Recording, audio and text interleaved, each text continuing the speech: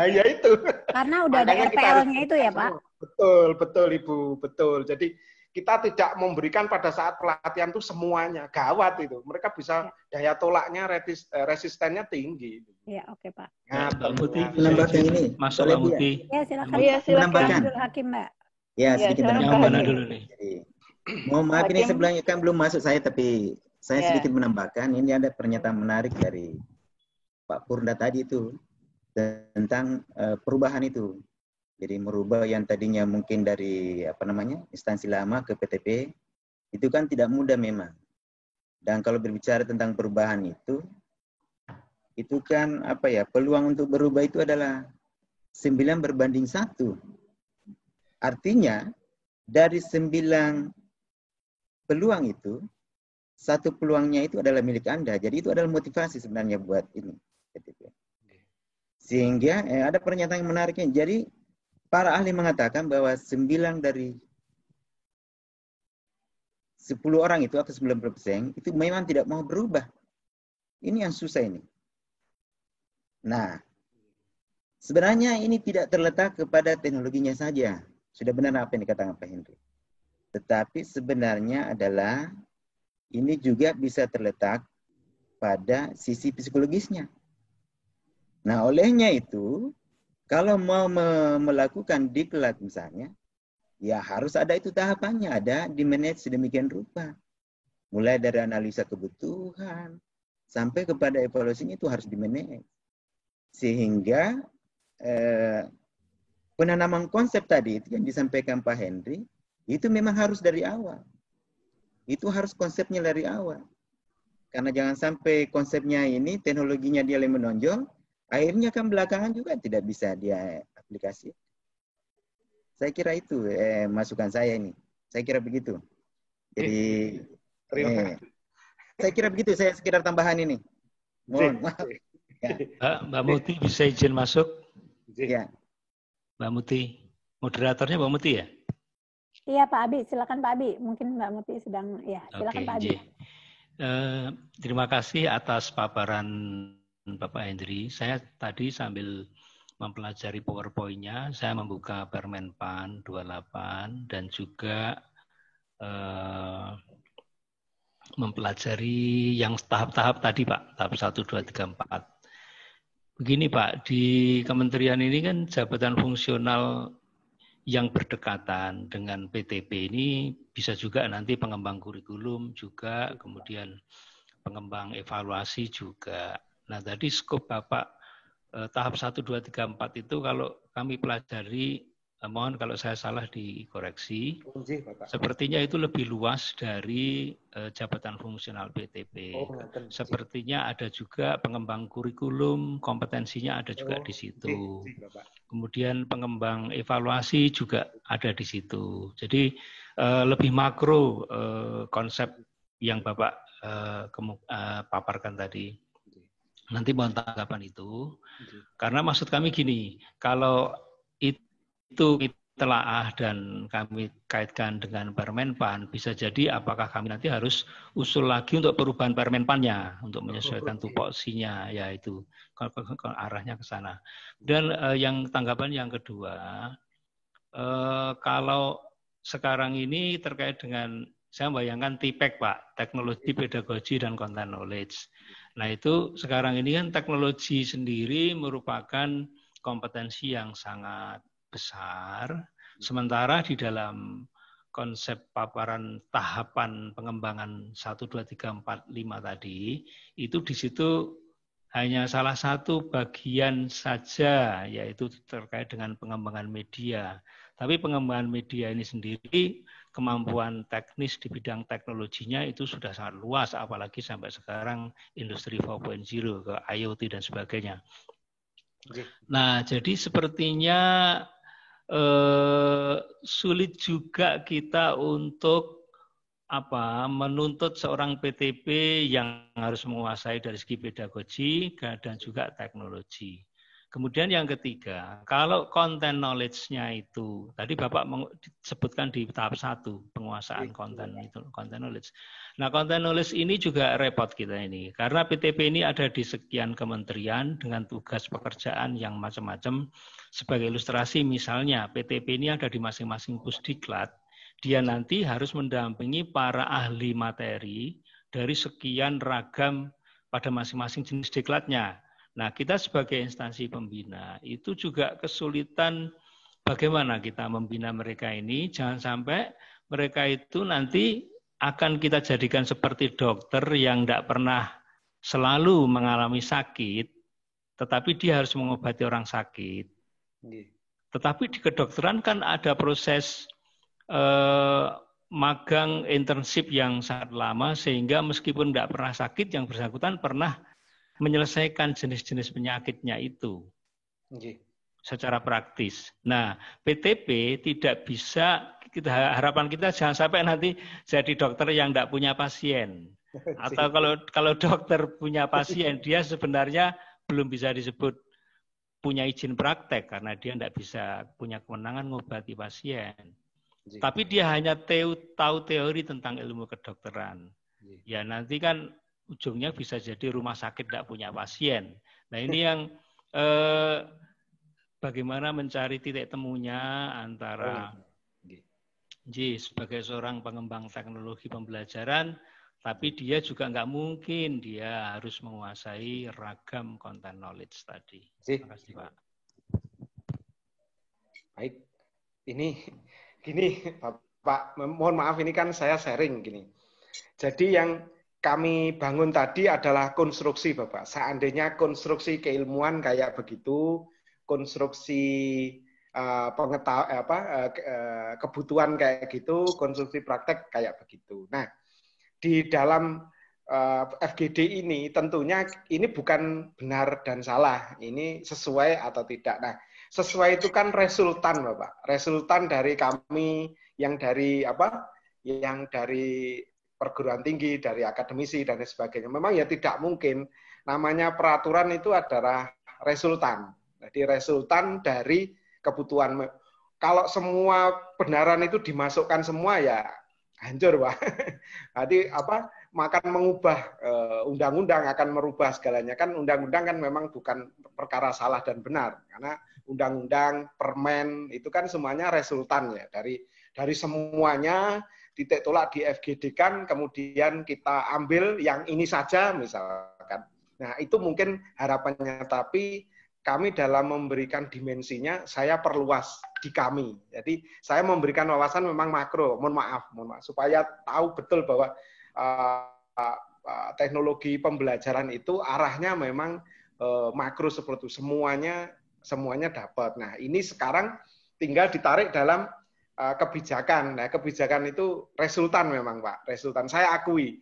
Dari sana apa pendapatnya, dari sini apa pendapatnya, dari sini apa pendapatnya, maka di tingkat birokrasi, maka ini ditentukan mana yang memungkinkan. Nah, saya memang dalam kondisi ini, saya mengikuti. Mas Hendri, saya coba menjelaskan kepada Pak Abi ya. Ngapunten. Non sewu. Ya, begini. Yang terakhir beliau sampaikan, jangan diidentikan dengan dokter dalam hal penguasaan keilmuannya. Sebenarnya keilmuan PTP ini, teknologi pembelajaran, khususnya instructional design, itu bisa bekerja sama dengan subject matter manapun. Ibaratnya guru, Anda guru apapun, ahli apapun, bisa berkolaborasi, karena ini eranya era kolaborasi. Memang tidak mungkin seorang PTP itu hangabei ilmu apa saja, konten apa saja dikuasai, tidak. Tapi sebagai seorang instructional designer, yang tadi Mas Hendri sampaikan, memberikan solusi atau memecahkan masalah pembelajaran, itu Pak Abi, secara empirik, saya bukan ngoyoworo, secara empirik teman-teman saya ini seperti Mbak Muti yang jenjangnya muda pun sudah bisa membantu memecahkan pembelajaran di berbagai bidang. Beliau pernah mengembangkan diklatnya diplomat ya di Kemlu. Teman-teman juga membantu, bahkan bisa bikin kaget ini, pengembangan konten-konten pembelajaran baru dengan format VR dan augmented reality di universitas terbuka.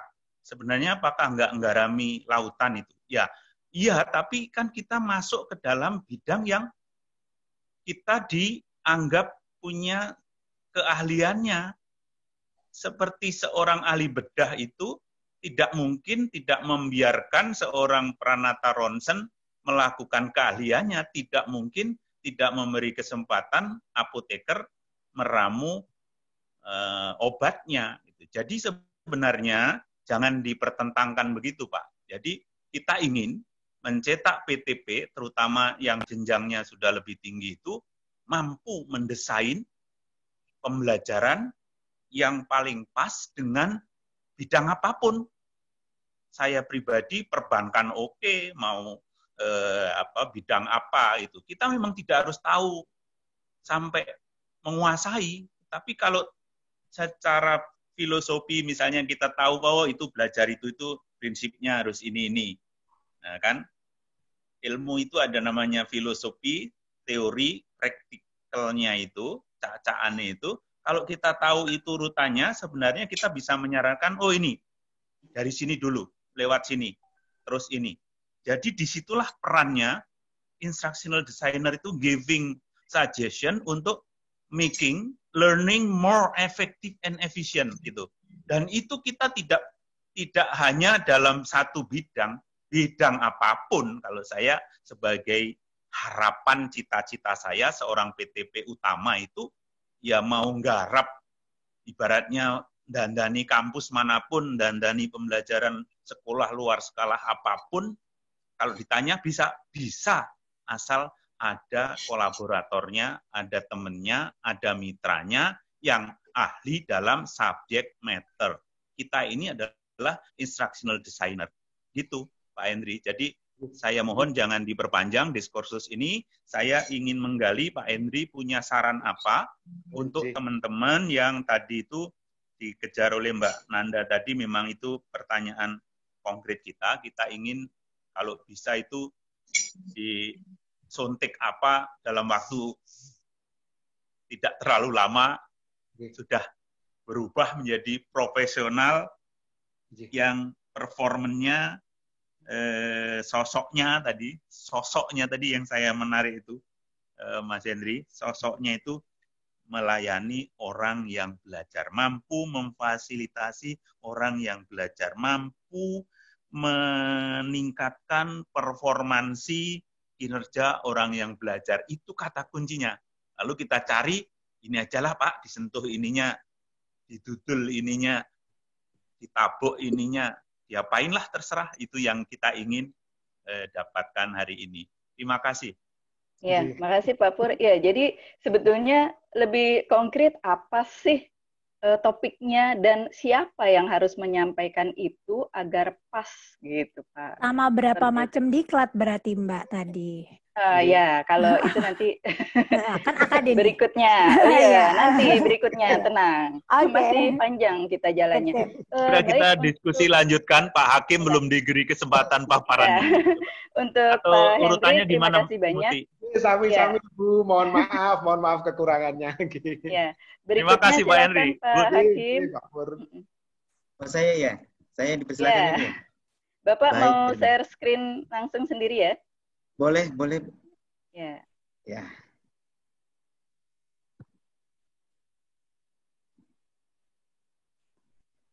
Nanti sesi siang masih ada satu lagi dari Prof. Nunu, Pak Pur.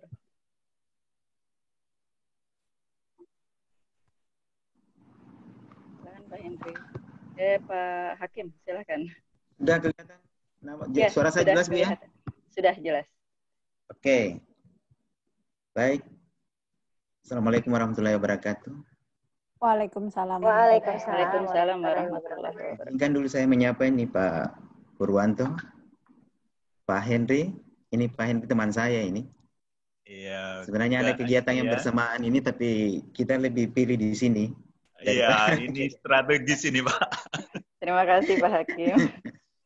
Ya, jadi begini Pak, ini saya sedikit berteori ini. Saya judulnya ini agak bingung mau kasih nama apa ya. Tapi saya terinspirasi dengan Bapak Teknologi Pendidikan Indonesia, Prof. Yusuf Adimiarso, dengan bukunya itu yang terkenal dengan Menyemai Benih Teknologi Pendidikan.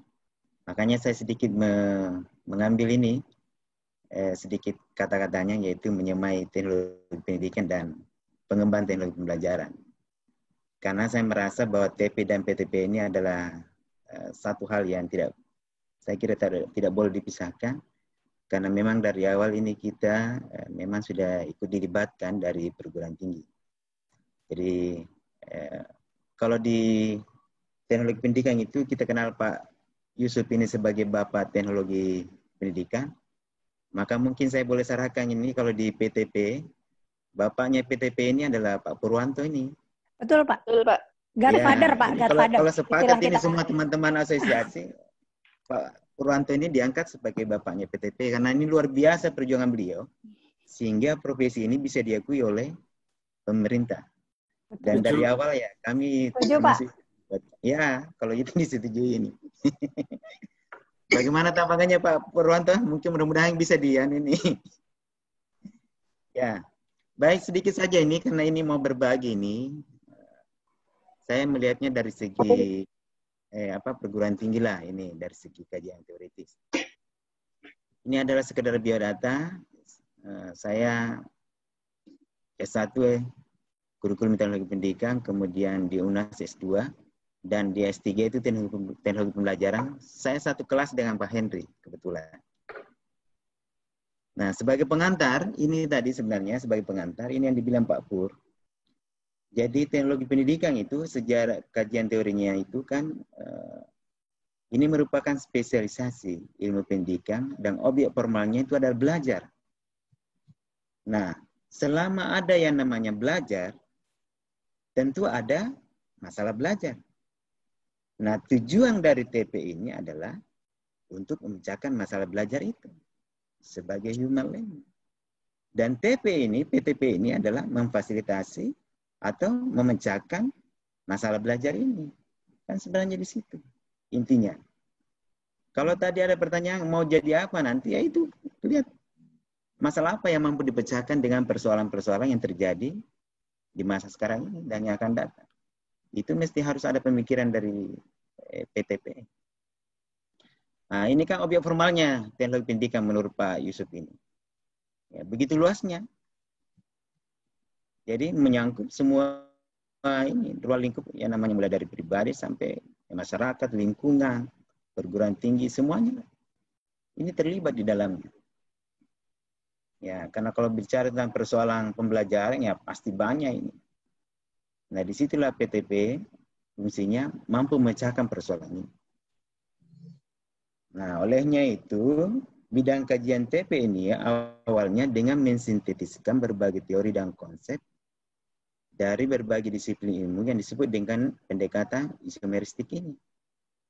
Jadi menggabungkan pemikiran atau disiplin keilmuan yang berkaitan dalam satu kesatuan yang bermakna. Itulah ada konsep yang itu tadi, ada yang passing, ada penyetaraan. Itu. Tetapi kalau mau beralih ke ini, menjadi PTP, maka harus ada penyesuaian, penyetaraan yang dibilang tadi itu. Nah, kalau di perguruan tinggi itu dikenal dengan matrikulasi, Mbak, matrikulasi. Jadi sebelum, misalnya kalau dia mau mengambil S2 atau S3 TP, kalau dia berlatar belakang macam-macam itu dari mana saja itu, boleh masuk ke teknologi pendidikan S2 atau S3, tetapi dia harus ada matrikulasi dulu, penyetaraan. Itulah pentingnya penanaman konsep itu. Penanaman konsep yang perlu ditanamkan di dalam itu, apakah BIMTEK atau Diklat. Nah, itu. Jadi teknologi pendidikan itu ya orientasinya itu sistem approach, pendekatan sistem, kemudian orientasi kepada peserta didik, learner yang Pak Pur bilang tadi. Kemudian pemanfaatan sumber belajar semaksimal mungkin. Nah, ini kan tentunya kalau teknologi pendidikan tidak boleh lepas ini yang seperti yang disampaikan tadi Pak Pur.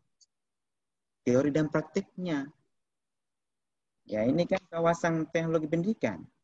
Nah, kalau berbicara tentang untuk pembelajaran, di dalamnya ada proses, ada sumber, ada sistem. Nah, inilah yang kawasan teknologi pendidikan itu mulai dari perancangan, pengembangan, pemanfaatan, pengolahan, penilaian sampai kepada penelitian itu. Nah, ini. Jadi komponen teknologi pendidikan itu dalam kawasan itu adalah apa yang mesti dikembangkan, prosesnya, sumbernya, sistem belajarnya.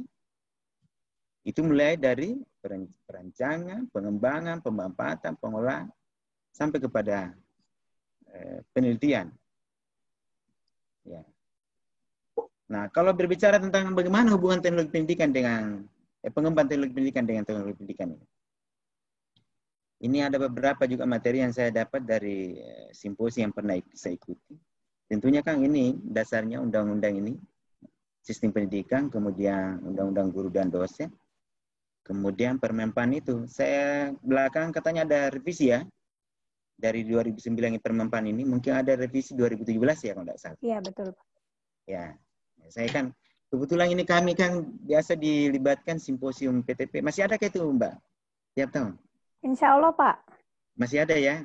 Belakangan kan udah terlalu jatuh. Dulu kan sering diundang Setiap tahun lah. ada Pak. Setiap tahun ada Pak. Tahun, ya. Jadi, hanya tahun ini Pak kita yang masih memikirkan formatnya ya. Iya, ya. Jadi saya juga ini memantau dari jauh ini. Kebetulan kan saya juga bergabung di grup WA itu yang PTP. Saya juga bergabung di situ. Kebetulan ada yang ini.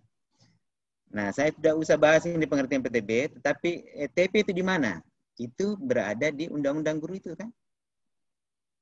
Ya, itu kan masuk dalam kategori pendidik. Nah, pendidik yang dimaksud di sini adalah ada dosen, ada guru, ada konselor, ada pembelajar, widesuara, tutor, instruktur. Ya, semuanya ini berpartisipasi dalam menyelenggarakan pendidikan. Nah, ini kan yang pernah saya dapat ini. Jadi PTP dengan pendidik itu di mana? Wah, di mana-mana. Dosen, widesuara, pembelajar, tutor, konselor, dan pendidik lainnya. Nah, cuma saya tidak tahu ini kalau di perguruan tinggi katanya sudah ada ini, tapi kalau di kampus kami, saya belum tahu apa ada ya usulan untuk PTP di UNM. Mudah-mudahan ada juga ini. Sehingga model hubungan kerja antara TP dengan PTP ini, ya terutama pendidik, ini kan yang pernah saya dapat ini, dia sebagai supplier relationship, kemudian direct customer relationship, indirect customer relationship, dan internal partnership, yang seperti yang dibilang Pak Pur tadi. Nah, apa-apa saja fungsinya itu. Kalau supplier, dia pendidik. Kalau dia pendidik, maka dia sebagai pemberi ide. Dengan meminta PTP untuk mengembangkan modul-modul pembelajaran online misalnya, ini kan perlu yang mesti harus dilatihkan. Kemudian tentu berdasarkan dari konten-konten pembelajaran yang dibuat oleh para pendidik ini, yang tadi itu. Nah, PTP ini mengembangkan modul-modul pembelajarannya ini sesuai dengan yang diminta dengan pendidik ini. Nah, itu salah satunya kalau dari segi supplier. Kemudian dari segi direct, ya, PTP memproduksi media pembelajaran sehingga memang perlu ada pelatihan-pelatihan media-media apa pembelajaran apa saja yang mesti harus dikembangkan. Karena pendidik ini ya termasuk dosen, termasuk guru dan wisatawan, itu kan yang menggunakan media pembelajaran yang sudah dikembangkan oleh PTP ini. Itu tadi kan ini sudah jadi PTP tapi tidak ada pasiennya. Wah, ini kan padahal kan pendidik itu kan luas, ya. Nah, ini. Kemudian dari segi indirect itu, nah pendidik ini belajar untuk mengembangkan teknologi pembelajaran. Itu kan kajian-kajian teori makanya dia itu, ya itulah nantiasa dia melanjutkan pendidikannya dari S1, jenjang 1, 2, nanti terus. Nah PTP keterlibatannya di mana? Tentunya mengembangkan teknologi pembelajaran itu. Jadi pendidik mengembangkan teknologi pembelajaran berdasarkan materi pelatihan yang tentunya didapat dari orang PTP itu. Mestinya kan begitu. Jadi ada partnership. Nah, partnershipnya itu apa? Ya, PTP berusaha mengembangkan bersama-sama tadi itu, mengembangkan sebuah produk, jadi tidak berdiri sendiri. Jadi tidak berdiri sendiri. Jadi ada mitranya seperti yang dibilang Pak Pur tadi itu. Jadi pendidik mitra dari PTP bekerja sama mengembangkan sebuah media pembelajaran. Tentunya ada hubungannya dengan pengembangan profesi. Ya. Kemudian PTP mengembangkan media pembelajaran. Tadi disebutkan tadi itu desain pembelajaran, desain media pembelajaran. Ya, sebagai tentunya ini juga bagian dari apa ya, bahan untuk jadi rekomendasi pelatihan-pelatihan tadi. Jadi memang pelatihan itu harus berjenjang mestinya. Kalau Pak Henry tadi mengatakan itu apa ya, berapa tahap tadi itu? Konten pelatihan itu ada 1 sampai 5 tahap. Nah, jadi penanaman konsep sampai kepada yang terakhir itu adalah prakteknya itu. Nah, inilah harapan kami sebenarnya. Pengharapan kami nih. Pengharapan kami sebagai orang di bidang apa namanya? Kampus itu, tugas pokok PTP itu kan ya harus punya keahlian dan kompetensi. Itulah ada uji kompetensi tadi. Nah, ini yang penting. Jadi sebagai desainer pembelajaran, manajer proyek pembelajaran, spesialis media, koordinator teknologi, administrator sistem, pengembang, atau programmer, ataupun sampai kepada evaluator. Ini saya kutip pernyataan Pak Pur, ini yang mesti harus dimiliki oleh PTP. Pahami teorinya, kan? Nah, pahami teorinya, kemudian kenali konsepnya, kenali teknologinya, dan kuasai integrasi penerapannya. Ini saya kutip dari pernyataan Pak Pur ini. Nah, apa itu desain pembelajaran? Kontennya apa kalau ini rekomendasi untuk pelatihan, kalau desain pembelajaran? Kan sebagai PTP itu bertanggung jawab merencanakan, menganalisis, merancang, mengembangkan, dan memodifikasi. Sampai kepada tahap mengevaluasi itu aneka ragam materi pembelajaran, ya bukan saja pembelajaran dan pelatihan, sistem pembelajaran dalam lingkungan belajar itu. Nah, bahasanya Pak Pur itu adalah mengembangkan model pembelajaran untuk semua jenjang dan jalur pendidikan. Ini sebagai rekomendasi pertama sebagai desain pembelajaran itu. Apa yang mesti harus dilakukan? Inilah kajian teori yang mesti mungkin dipilah-pilah sebentar. Apa yang mesti dilakukan kalau kita mendesain pembelajaran itu? Ya, lahirlah pembelajaran yang menarik itu. Ada PAIKEM, ada apa lagi, macam-macam itu. Mestinya kan lahir ide-idenya dari PTP. Kemudian berikutnya adalah manajer proyek pembelajaran. Ini apa? Ini bertanggung jawab dalam pengembangan pembelajaran itu. Pengarah program-program pendidikan, ya menciptakan lingkungan-lingkungan belajar yang menyenangkan itu. Nah, kalau berbicara tentang lingkungan pembelajaran, ya panggillah Pak Henry. Pak Henry itu adalah disertasinya itu tentang apa ya? Apa istilahnya itu? Suasana pembelajaran yang menyenangkan begitu. Bagaimana menciptakan kondisi pembelajaran, kursinya. Bukunya juga banyak, Pak. Bukunya Pak Henry banyak. Iya, nah, ini Pak Henry nih. Jadi kalau bikin pelatihan tentang ini, maka panggillah Pak Henry. Sampai kursi itu, cahaya lampu apa dan sebagainya, di ahlinya itu. Bagaimana pembelajaran itu, lingkungan belajar yang menyenangkan. Begitu Pak Pur, kira-kira itu yang kedua. Kemudian spesialis media. Nah, jadi pelatihan-pelatihan tentang media. Wah, media banyak sekali. Karena Pak PTP itu apa? Bertanggung jawab dalam menciptakan, menemukan, memodifikasi, menggunakan aneka ragam jenis dan bentuk media. Bahasanya Pak Pur lagi mengembangkan sebagai pengembang media pembelajaran. Nah, ini banyak sekali nih yang bisa spesialis ini tentang media pembelajaran ini. Kalau kau mau mengembangkan media pembelajaran itu kan ada tahapan-tahapannya. Mulai dari analisis kebutuhan, menjabarkan materi, membuat garis besar medianya, kemudian membuat storyboard atau naskahnya. Itu kan mesti harus diajarkan semua. Karena umumnya kan itulah ruang lingkup tugas dari PTP. Nah, koordinator teknologi membantu tadi itu pendidik itu, apakah dia guru, instruktur, dosen dan sebagainya. Itu yang tadi bilang Pak Bur, ini yang susah. Yang tadi mungkin dia tadinya ada jabatan tertentu, tiba-tiba jadi apa ya? Jadi pembantu apa istilahnya? Kayaknya enggak terlalu ini ya. Nah ini, ya, itu jadi mau tidak mau harus begitu. Jadi bagaimana mencari, memodifikasi, memanfaatkan, mengintegrasikan aneka ragam jenis dan sumber belajar itu, sumber-sumber belajar. Nah, administratif sistem ini terkait dengan bagaimana PTP ini mengelola dan mendukung sistem pendidikan ini, baik tentang sistem kontennya, manajemen kontennya, learning management sistemnya, pemanfaatan lingkungan ya yang berjaring network itu, yang mendukung proses belajar dan pembelajaran. Nah, ini semua. Dan berikutnya lagi adalah pengembang atau programmer. Ya, ini kan berkait tentang teknologi-teknologi itu. Ya, melakukan coding tentang software, mengembangkan objek dan sumber yang bermedia, ya, mediate object and source yang tentunya mendukung proses pembelajaran. Jadi semua menggunakan teknologi pembelajaran.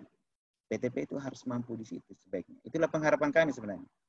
Dan yang terakhir adalah evaluator. Evaluator itu tentunya bertanggung jawab terhadap topiknya yang dibuat itu, materinya pembelajarannya itu.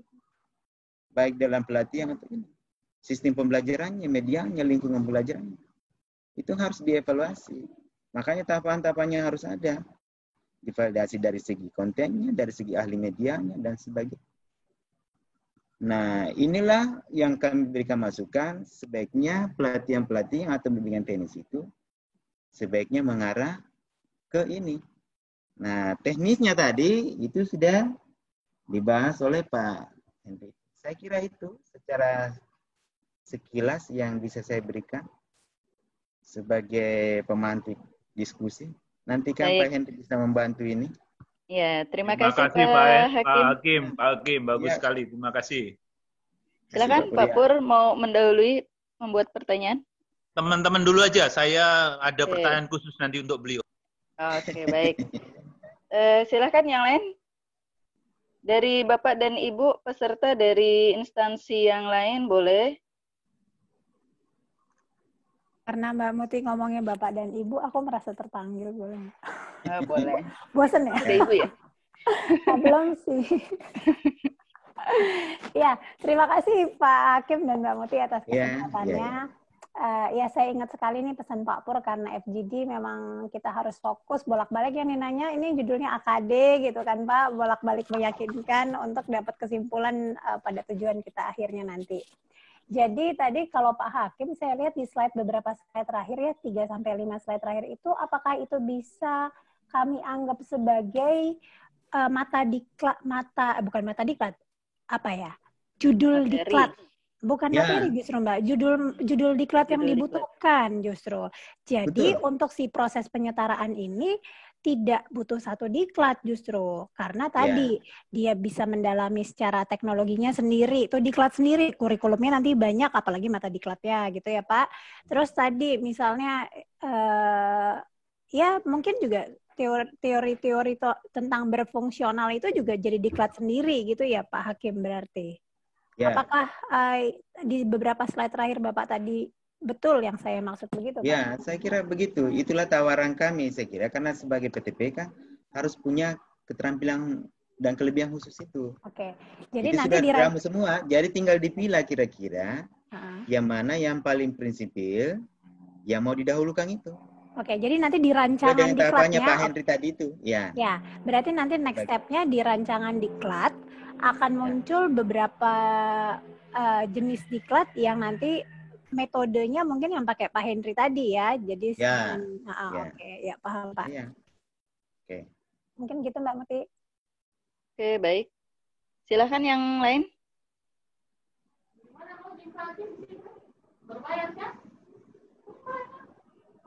Saya praktis saja, Pak Hakim. Bagus ya masukannya. Kami kan mendapati kenyataan, ini ada yang level muda, ada yang madya gitu Pak, penyetaraan. Nanti kalau penyesuaian atau yang in passing, ada yang pertama bahkan gitu.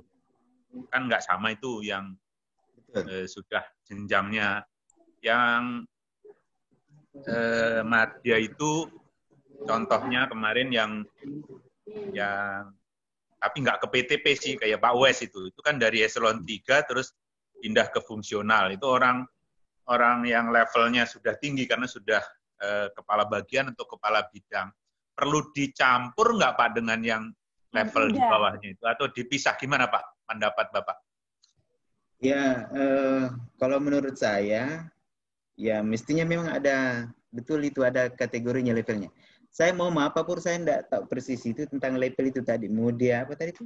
Madya dengan ini. Muda dan madya, Pak. Ya. Kan kalau eselon kan 3 ya. Sama dengan dosen itu loh Pak. Kalau asisten itu kan pertama namanya. Kalau lektor itu muda, lektor kepala itu madya. Guru besar itu utama. Nah, utamanya betul. Ini juga perlu dikasih apa Pak kalau harus ditambah ilmunya? Jadi Pak, jadi memang kan kalau berbeda levelnya harus berbeda juga kontennya. Jadi mungkin harus disesuaikan, menyesuaikan. Nah inilah mungkin yang mesti harus didiskusikan oleh teman-teman. Perlu dipilah-pilah. Ini kebutuhannya apa? Kan tadi sudah terpaparkan secara umum. Kebutuhan secara spesifik dari level itu mana yang paling dibutuhkan. Ini mesti harus perlu pemikiran yang mendalam ini Pak Pur ini. Mesti harus kita jajaki bersama ini. Seperti uji petik dulu. Jadi mesti harus dipilah dulu. Kalau di level yang paling apa itu? Muda ya, yang paling ini. Muda, kemudian madya, baru apalagi ada ya. Mesti harus memang dipilah Pak. Makanya ya perlu memang dianalisa kebutuhannya itu. Tidak mesti langsung, ya mungkin kan kaget kalau tiba-tiba kualifikasi untuk madya langsung tiba-tiba yang materi yang diberikan itu sudah tingkat level yang tinggi, pasti kan akan kaget begitu. Karena kalau di perguruan tinggi itu kan apa ya, memang tupoksinya apa istilahnya, berbeda memang dari segi bebannya begitu. Beban kerjanya berbeda, tagihannya begitu berbeda. Bebannya itu. Betul, kalau profesor kemarin kita harus juga ada jurnal internasional, harus ada buku. Ya, betul. Kita harus menyesuaikan begitu maksud saya. Nah, itu Pak, dilatih nulis jurnal internasional itu perlu juga itu Pak ya? Ya, betul itu. Betul. Jadi memang harus inilah mesti harus dibicarakan di lingkungan PTP itu. Harus ada jenjangnya yang mana untuk cocok untuk pelatihan tingkat madya atau tingkat muda, apalagi ya itu kan mesti pertama dan utama. Ya, yang utama dan ini mohon maaf karena saya tidak terlalu ini tentang itu. Tapi mestinya memang harus makanya mungkin setelah ini ada diskusi ya, ada pembagian kelompok. Mesti itulah tugasnya barangkali memilah-milah itu. Kalau menurut saya, kira-kira yang paling dibutuhkan itu yang mana? Dan mungkin juga tadi berdasarkan background ya Pak. Tadi kalau PTP penyetaraan tadi kan kaget ya istilahnya. Tapi kalau PTP in passing kan dia sudah mencari tahu nih apa sih PTP gitu ya. Bisa jadi ada materi juga yang berbeda. Betul ya. Betul. Baik. Ini jadi mesti harus disesuaikan lah begitu. Ya. Silakan yang lain, ada lagi pertanyaan? Oh iya, Pak Hakim nanti minta tolong materinya di-share ke saya ya. Saya bisa, oke.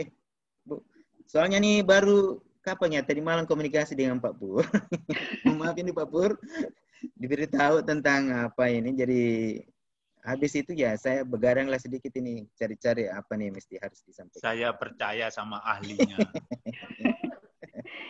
Baik, Bapak dan Ibu, ini sudah hampir jam 12. Kalau di tempat Pak Hakim mungkin udah lewat jam makan siang ya Pak ya.